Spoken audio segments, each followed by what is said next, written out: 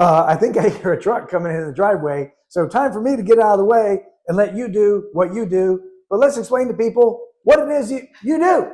Chris, watch out. Here comes the Yuck Truck, which we back up on the driveway. And then our crew comes out and we look at all of these yummy, tasty items that you have. And we carefully sort and identify the items: paint versus wood stains versus a clear coat urethane versus aerosols. And we separate out the household cleaning items that you have. Also the same for any fire extinguishers, car batteries. And we put everything in rows, and then we take a photograph which can accompany a receipt or an invoice that you may require. Then we pack everything tightly and neatly into small boxes.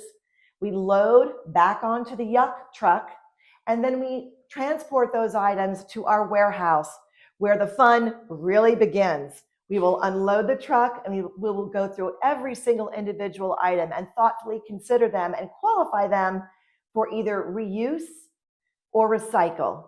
And then we deliver those materials to recycle and reuse channels separate from the landfill.